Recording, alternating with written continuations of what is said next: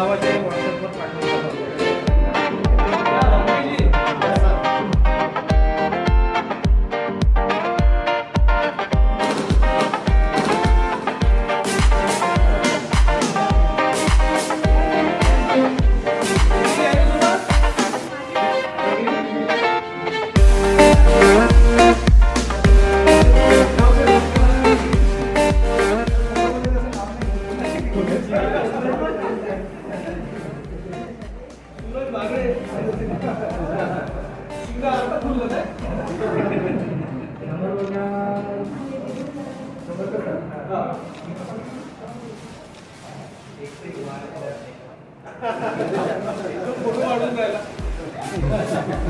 जो आंबेडकर पाडला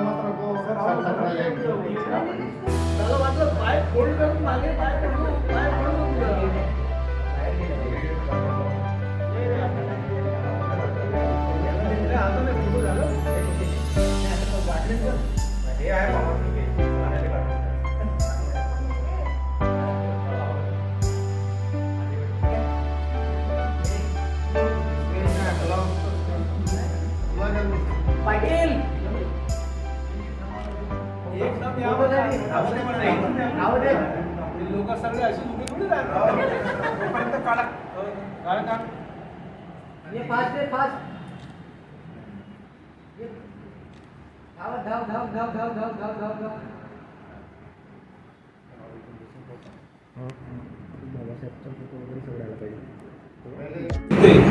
म्हणजे आहे त्या सगळ्या विद्यार्थ्यांना या पदवी प्रमाणपत्राच्या निमित्ताने पुन्हा एकदा विभागामध्ये परत एकदा आलेला आहे.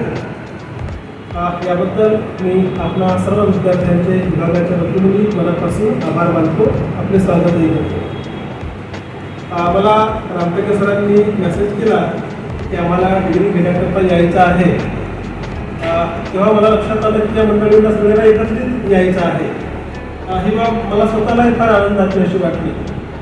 आपल्या सगळ्यांना माहीत आहे की आपण मागच्या त्या 2 वर्षाच्या कोरोनाच्या कालखंडात परस्परांपासून प्रत्यक्ष भेटण्यापासून दुरावलेलो होतो.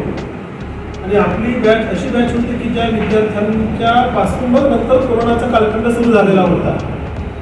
आणि आपल्या सगळ्या विद्यार्थ्यांना विभागातील अध्यापनाचा अध्ययनाचा फार चांगल्या प्रकारे अनुभव घेता आला.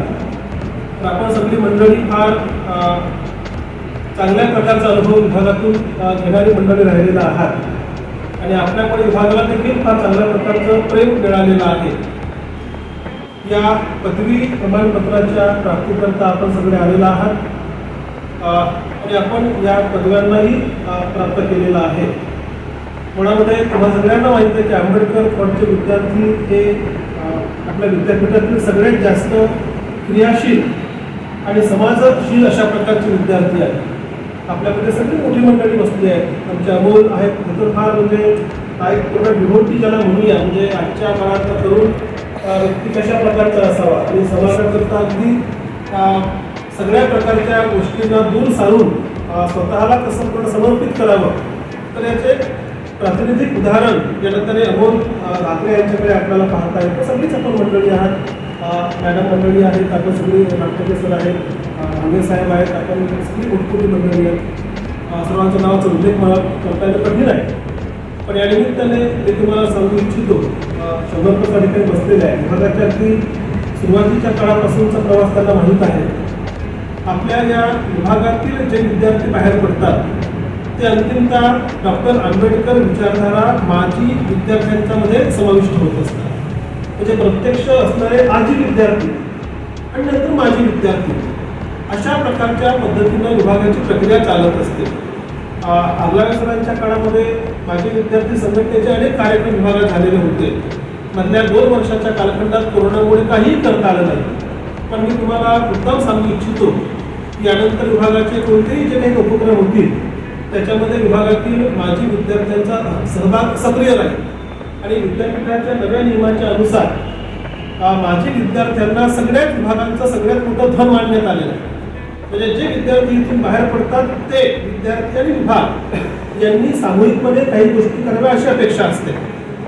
तर आपल्यासारखी सगळी सुजान, समंजस आणि समाजशील मंडळी आणि विभागातील प्राध्यापक मंडळी आणि आजी विद्यार्थी अशा प्रकारे आपल्याला अनेक गोष्टी पुढे करता येतील. आपण या निमित्ताने इथे आलेला आहात. म्हणजे माजी विद्यार्थ्यांना त्यांच्या विभागात येताना फार आनंद होत असतो, हा सगळ्यांचा अनुभव आहे. तर तो अनुभव तुम्हाला घेता आलेला आहे, आम्हालाही फार बरं वाटलेला आहे. तर मी डॉक्टर आंबेडकर विचारधारा विभागाच्या वतीने आपल्या सर्वांचे पुन्हा एकदा आभार मानतो, आपल्याला शुभेच्छा देतो आणि पुढच्या कालखंडात विभागाच्या उपक्रमामध्ये आपला सक्रिय सहभाग राहील अशा प्रकारची आशा व्यक्त करतो. आणि विभागात तुमचाच आहे, त्यामुळे तुम्हाला इथं केव्हाही यायला मोकळेपणा असणार आहे. तुम्ही केव्हाही इथे येऊ शकता, तुमच्या भावना व्यक्त करू शकता आणि पुढे काही जर आपल्याला सहजपणे करता येत असतील तर तसंही आपल्याला करता येणं शक्य होईल. तर पुन्हा सर्वांचे आभार आणि या ठिकाणी मी आपल्या सर्वांना धन्यवाद देतो. शंभरकर सर, तुम्ही काहीतरी सर तुम्ही तर सांगा, तुम्ही तर प्रत्यक्ष शिकवलं आम्हाला, आमच्याबद्दल तर थोडंसं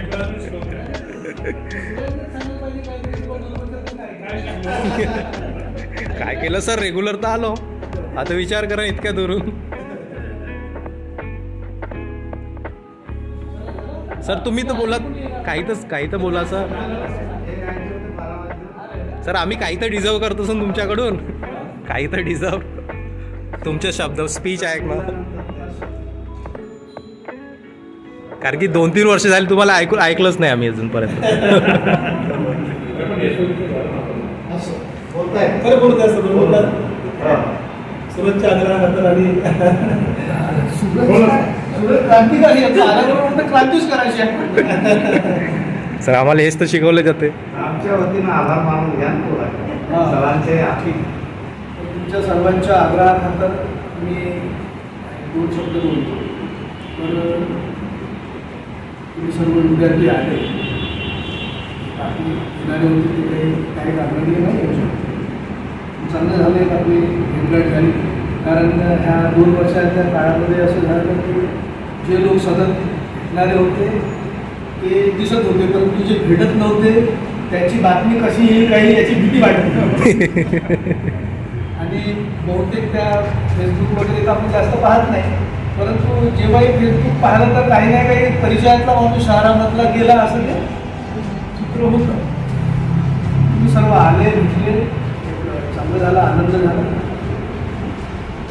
आणि विद्यार्थी म्हणून तुम्ही ह्या डिपार्टमेंटमध्ये जो काही अनुभव मिळवलेला आहे, जो काही शिकले आहात, तर आमची शिकवणाऱ्याची ही इच्छा असते की तुम्ही इथून बाबासाहेबांच्या विचाराचा एक दृष्टिकोन घेऊन निघाल्यानंतर, कारण 2 वर्षात तर काय तुम्ही कट्टर आंबेडकरवादी बनू शकत नाही, काही एखाद्या याच्यामध्ये काही पारंगत बनू शकत, बरोबर आहे.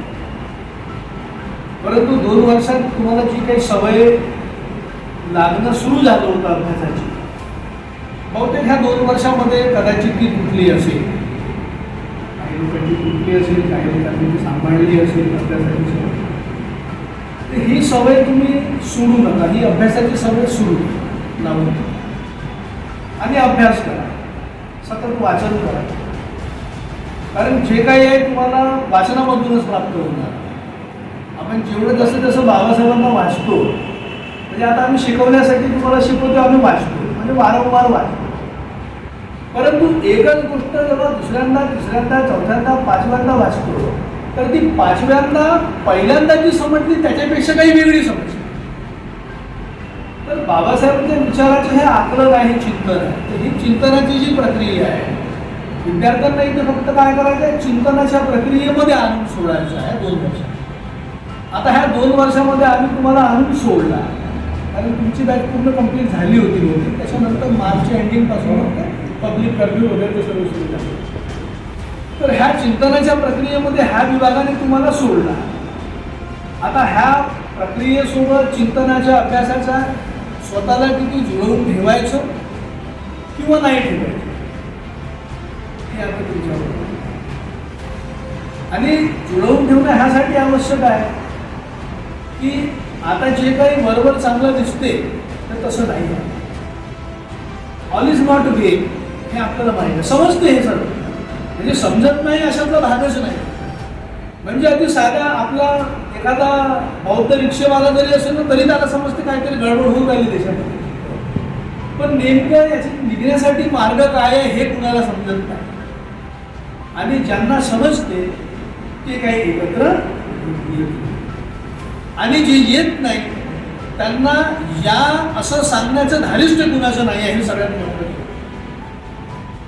म्हणजे हा जो कालखंड आहे आता 14 पासून नंतरचा आतापर्यंतचा, याच्यामध्ये काय झालं की आंबेडकरवादी समाजामधला जो बुद्धिजीवी वर्ग आहे, जो चिंतन करणारा वर्ग आहे, हा सुद्धा हिंमत गमावून बसला आहे. लक्षात घ्या, हा बोलत नाही उघडपणे, कोणत्याच गोष्टीवर बोलत नाही.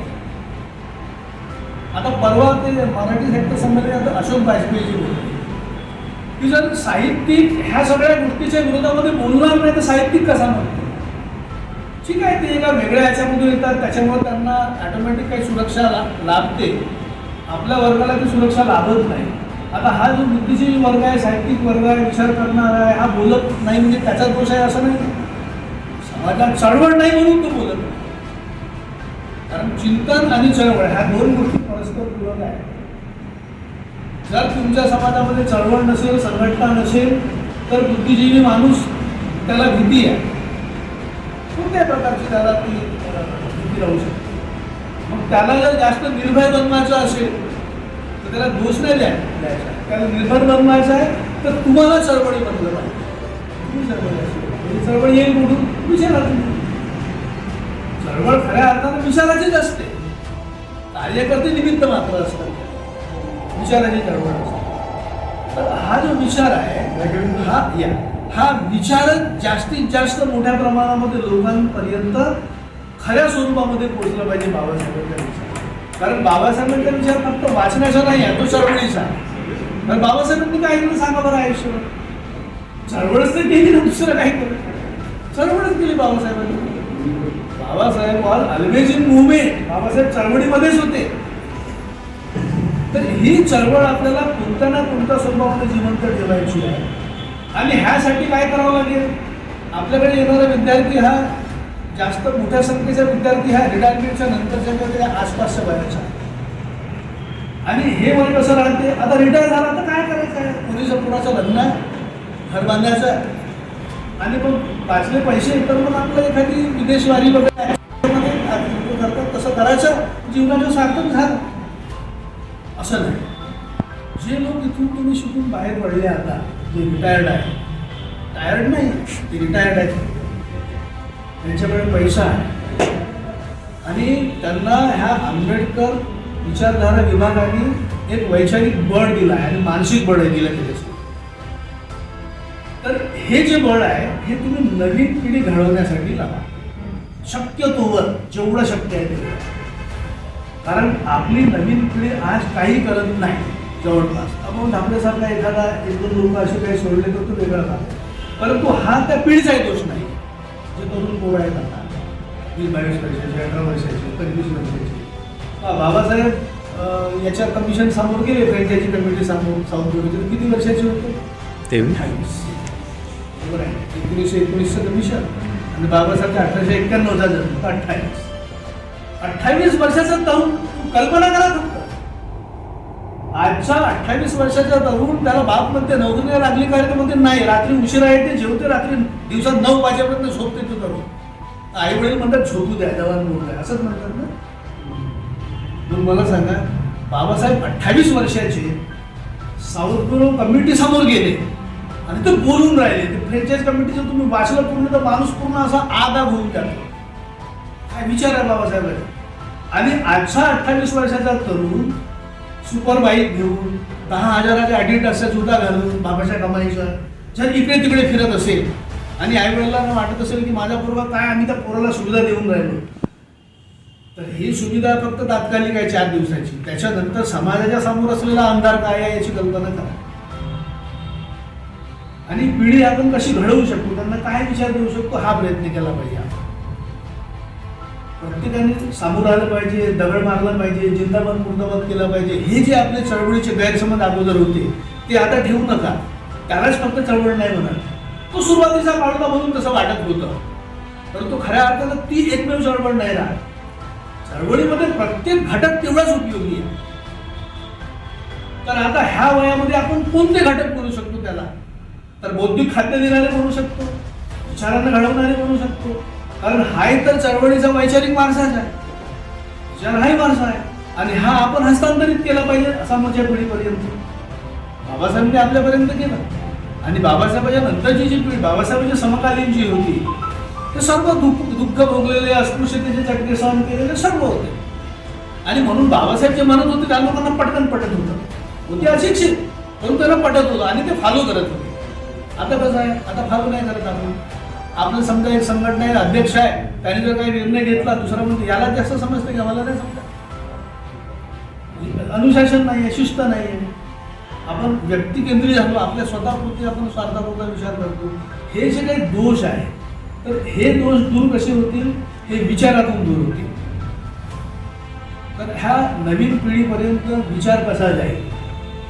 आपले पोरं, आपल्या महिला पोरं TV सिरियल आणि ते काय काय काय करत असतात, परंतु 1 तास एका घरचा प्रमुख माणूस 1 तास आपल्या मुला मुलींना, तरुण मुला मुलींना घेऊन ते नेटवर दिवसभर बसतील. तर नेट सर्फिंग करतील दिवसभर, मोबाईलवर, तुमच्या लॅपटॉपवर, इकडे तिकडे काय करून राहिले हे मायबाबांना माहीत नाही राहत ते काय करून राहिले. बरोबर आहे, बोटं सुरू राहतात त्यांची. परंतु 1 तास त्यांना सोबत घेऊन तुम्ही कमीत कमी बुद्ध आणि धम्मचे 1 पान वाचलं का कधी. आपल्याकडे त्या वयाची लोक आहेत ना, तुम्ही त्यांना 1 तास सोबत घेऊन हे सांगितलं का, तुझ्याकडे बाईक आहे, पण माझे वडील किंवा मी गावामध्ये आम्ही रस्त्यावरून चालू शकत नव्हतो, आम्हाला कुंपाकडून जाणं पडत होतं. तिथं काटे असतात, त्या कुंपावरून जावं लागत होतं. तुम्ही 1000 रुपयाच्या बॉटलमध्ये पाणी घेऊन जाता, आमच्याकडे पाणीच नव्हतं. हेच ह्याला कोणाला सांगावं लागेल ना. तुम्ही त्या पिढीला जर नाही सांगितलं तर त्यांना माहीतच नाही. आणखी उद्या जर 50 वर्षाशी गेले तर आता जो प्रचार सुरू आहे की जाती व्यवस्था भारतात नव्हती, वर्णव्यवस्था नव्हती, हे सगळं खोटं सांगून राहिले, कम्युनिस्टांनी इतिहास लिहिला, त्यांनी असं पसरवलं, हा प्रचार सुरू आहे.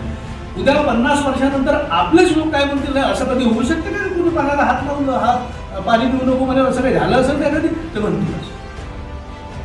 मग हा जो इतिहास आहे, भाऊसाहेब इतिहास विसरा, तुम्ही इतिहास नाही काढू शकत. हा इतिहास आहे ना, हा आपला जिवंत इतिहास आपल्या समोर. आपणही ते काही पाहिलं आहे, आपणही काही ते अनुभवलेलं आहे त्याच्यापैकी काही.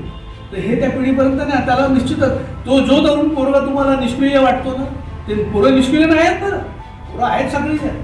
परंतु जर तुम्ही त्यांना हे सांगितलं ना, तर खरं सांगा त्याला चिडणं येणार का की माझे आई वडील किंवा माझ्या आईवडिलाचे आई वडील यांना गावामध्ये अशा प्रकारे सहन करावं लागलं तर त्या निश्चितच त्याला कुठेतरी ते हर्ट होईल, पिंच होईल, तर तो कुठेतरी मोटिवेट होईल काय करण्यासाठी. तर एवढं काम तर आपण ह्या वयाचे लोक डिग्री घेऊन जर आलो तर ऑथेंटिकली सांगू शकतात, डिग्री आहे माझी, असं तुम्ही बोलू शकता ना. किमान ह्या पातळीवर जरी तुम्ही प्रयत्न केले, म्हणजे दरवर्षीचे हे लोक डिग्री घेऊन जातात आणि आता आम्ही 2 वर्ष तिकडे करू, 4 वर्ष तिकडे करू, 2 वर्ष इकडे, 6 वर्ष, म्हणजे रिटायरमेंटच्या नंतर 54 वर्षाचं वय झालं आपलं, किंवा 64 वर्षाचं 66 वर्षाचं वय झालं, आता काय करायचं आहे असं नाही. तर तुम्ही हे काम करू शकता.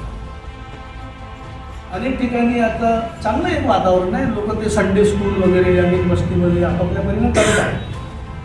परंतु हे काही जर समजा संघटित प्रयत्नाने झालं आणि खऱ्या स्वरूपामध्ये जर झालं ते, नाही तर काही लोक असे आहेत, आता माझ्या मित्राचा मुलगा तो धम्म वर्गाला जातो आणि तो घरी येऊन सांगू लागला की मला म्हणजे धम्म वर्गामध्ये त्या टीचर शिकवतात की तुमच्या समोर जर काही बैल आला, गाय आली, कुत्रा आला, सापही आला तर त्याला मारायचं नाही, त्याला म्हणायचं तेरा भी मंगल हो तर मेरा भी मंगल. माझ्या मित्र म्हणे उद्यापासून तर धर्म वर्गात जायचं नाही. 2 दिवसानंतर ते बाई याने शिकवून आली, तुमच्या मुलाला तुम्ही पाठवत नाही, ते म्हणे तुम्ही सांगा. माझ्या मुलाच्या समोर समजा एक मारकुटी गाय आहे तर हा काय तेरा बी मंगल त्या गाईला समजते याची भाषा. अशाही प्रकारचे वर्ग सुरू आहेत. म्हणून मी म्हणतो की आपण खऱ्या अर्थानं तो विचार कसा देऊ शकतो. नवीन पिढी तुमची समाजासाठी संघर्ष करणारी असली पाहिजे की तेरा बी मंगल नाही मेरा बी मंगल असली पाहिजे. काय हा विचार ऑथेंटिकली कोण देऊ शकते? तुमच्याकडे आहे ना लायसन्स, आता तुमच्या हातामध्ये हे लायसन्स आहे. हे लायसन्स घेऊन तुम्ही सांगू शकता की तुम्हाला माहित नाही, मला माहित आहे, मी आंबेडकरांवर शिकलो, असं तर म्हणू शकता. तर ह्या पातळीवर आपण विचार केला पाहिजे आणि तुम्ही निश्चितच कराल तो विचार, शाश्वती आहे ते. तर असं आहे एकंदरीत चित्र समाजाचं.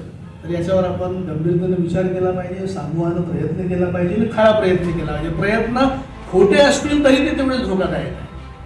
तो खराच प्रयत्न असला पाहिजे. याच्यामध्ये काहीच एक्सक्यूज नाही आहे की थोडं असं थोडं तसं, जे जसं आहे तसं खरं असलंच पाहिजे. एवढंच मला वाटते, एवढं तुमच्यावर बोलतो थांबतो.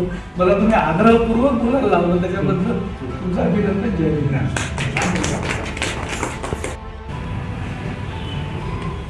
सगळ्यांना मनाचं जय भीम. जय भीम.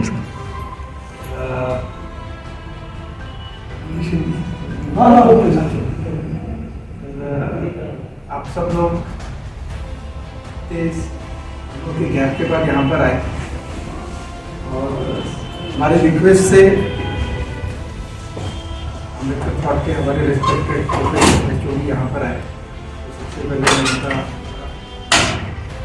थैंक यू करता हूँ. और ये जो 2 वर्ड अभी सर ने बोले हैं, it is always so refreshing for us.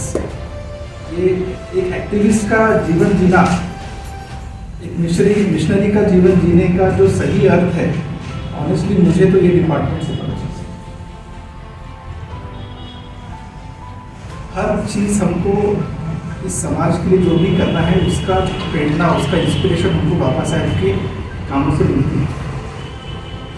और वो जो विजन है, वो जो चश्मा है बाबा साहब के थॉट्स को देखना, पढ़ना और उसको एनालाइज करना, वो चश्मा हमको इस डिपार्टमेंट से मिला. अभी हम लोग ये इस मीटिंग के पहले बाहर जब थे तो सबको ये लगता है, अंदर से सबको ये बात लगती है कि ये जो 2 साल थे कितने अच्छे, कितने गोल्डन ईयर्स थे. चाहे भी तो वो बोल रहे थे every day was a cadre camp here. So we all miss this and sir ने बहुत अच्छा हमको गाइडेंस दिया है कि how to take this learning forward. 2 साल का जो हो गया then we personally I feel कि we also should step up. है ना, हर समय हर वक्त हम एक स्टूडेंट की भूमिका नहीं निभा सकते. हमको भी एक बार सोचना पड़ता है कि ओके जितना सीख गए, अभी समाज के प्रति हमारा भी कोई रिस्पॉन्सिबिलिटी बनता है. हम भी समाज के एक टीचर बन सकते हैं. वो थॉट के साथ हमने जितना भी पढ़ा है उसके साथ हम सब ने कुछ ना कुछ 2 कदम चलने की कोशिश करना चाहिए. और वो 2 कदम चलने का inspiration, thought, strength, intellectual capacity, ये सब हमको इस डिपार्टमेंट से मिला है. So on behalf of all the students past और ये जो बैच है इन सब की तरफ से sir we are extremely grateful and thankful to all of you. आप सब लोग हमारे लिए एक इंस्पिरेशन है। कोई भी इनिशिएटिव के पीछे एक लाइफ लगा देना चंद्रकर सर, कोई भी इनिशिएटिव के पीछे लाइफ लगा देना एक बहुत इसके लिए बहुत दम लगता है। तो आप सब लोग इसको पकड़ के हैं, अभी भी इसको उतनी ही सिंसियरिटी उतनी ही डेडिकेशन के साथ आप उसको चला रहे हैं। So heartful thanks to all of you. और हमारे तरफ से सर बताइए वॉट एवर इज रिक्वायर्ड।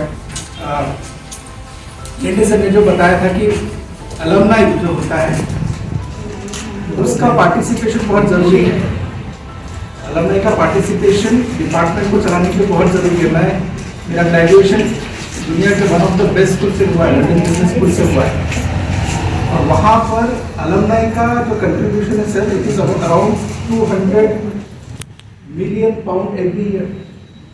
इतना वो कंट्रीब्यूट करते हैं क्योंकि उनको लगता है कि हमको मिला है और हमको भी देना है। तो अगर पैसे से फिलहाल नहीं कंट्रीब्यूट कर पाते, but there is not we all can contribute toward the department, तो वो मैकेनिज्म हमको डेवलप करने की जरूरत है। और मैं ये बहुत पर्सनली मानता हूँ कि वही डिपार्टमेंट बहुत अच्छे से चलता है जिसमें अलमनाई का इंटरेक्शन बहुत जल्दी होता है।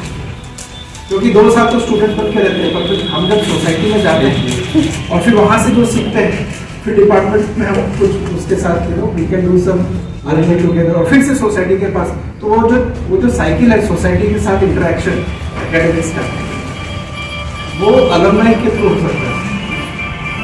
And I want to volunteer. अगर आप कुछ भी इनिशिएटिव लेना चाहते हैं अलमनाई के बारे में, मैंने वहाँ पर भी लिया था इनिशिएटिव, तो मेरे भी कुछ थॉट हैं। काफ़ी लोग हैं, आपका सूरज है सर, तो अगर आप कुछ इनिशिएटिव लेते हैं, आप कुछ cross some idea we will work together. But I request let us set together a very active alumni chapter. हम सब काफ़ी मिस करते हैं डिपार्टमेंट को और एक अपॉर्चुनिटी मिली है। So with these words, I again sincerely thank all our respected professors, HODs। बहुत अच्छा लग रहा है इतने दिनों के बाद सबके साथ भी मिलकर हमारे फेलो क्लासमेट के साथ। So wish you all the best and thank you sir।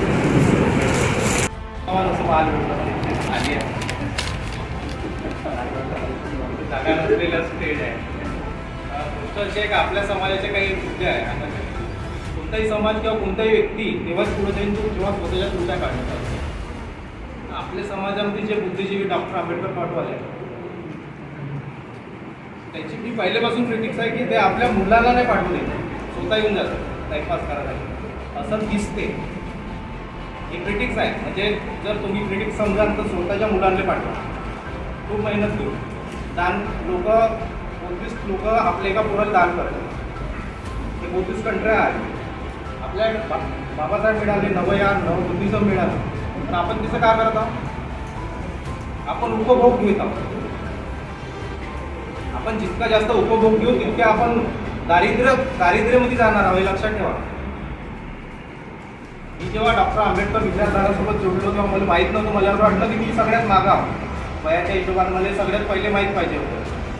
जेव्हा मी प्रवाहात आलो मला असं माहीत दिसलं की खूप लोक आणखी खूप माग आहे, म्हणून समाज माग आहे। कारण की इथं येणारे मला वाटतं युवा असं मी जास्त वयाचा असला पाहिजे, कारण की 21-22 मध्ये MA चालू होऊन जाते। इथे येऊन पाहिलं तर 60-70 मध्ये यांची क्रांती चालू होणार आहे असं दिसतं। एक क्रिटिक्स आहे आपल्या समाजाचा, जो व्यक्ती आपल्या समाजाचा क्रिटिक्स काढू शकते तो ते समाज डुबू शकते। कारण की हिऱ्याने हिरा तरासल्या जातो। आपल्याला आपल्या समाजाचा तरस म्हणजे चमकवाच आहे, कारण की आपण बुद्धिस्ट आहे, आपण दलित नाही, आपण महार नाही, आपण SC पण नाही, हे माहीत आहे ना। आपण सगळं सोडलं आहे, आपण बुद्धिस्ट आहे। आणि बुद्धिस्ट लोक कसे असते? बुद्धिमान, त्यांचा समाजावर कधी बी प्रभुत्व पाहिजे हर गोष्टीमध्ये। आपण मागं पडत आहोत ना, आपण मागं पडू तर आपल्या पिढीला ते भोगा लागतं, हे लक्षात ठेवलं पाहिजे। कारण की बाबासाहेबांनी केलं, आज आपण भोगत आहोत। आपण जे करू ते आपल्या पिढीला भोगा लागणार। तर असं माझं क्रिटिक्स सुद्धा आपल्या समाजावर असं काही मनावर लावून नको घ्या, आणि घेतलं तर चांगलंच आहे। धन्यवाद, जय हिंद। इच्छा होती माझी लेक्चर करायची, धकाधकीच्या जीवनात प्रवास माझा खूपच कठीणायचा होता. आता सरांनी म्हटलं की 1 महिना का नाही तर कुठं सोडून दे. पण जेव्हा मी इथे आले 1 महिना गेला, 2 महिना गेला, तेव्हा मला इथे असं वाटलं की असं बाबासाहेब आंबेडकरांनी म्हटलं की बोधधर्म स्वीकारल्यावर माझा नवा जन्म झाला. खरंच माझा नवा जन्म झाला, आमचं सेंड ऑफ होईल असं आमची इच्छा होती. म्हणजे सर्वांची इच्छा होती, माझी पण इच्छा होती की मी काही बोलेन माझ्या जीवनाबद्दल वगैरे. पण मी इथे आल्याच्या नंतर माझ्या शिक्षणाची आवड सुरुवातीपासून होती. लग्न लवकर झाल्यामुळे माझा प्रवास थांबला शिक्षणाचा. पण तरी ती ओढ होती. मिस्टरांनी सपोर्ट नाही केला तरीसुद्धा मी म्हणजे केला प्रयत्न.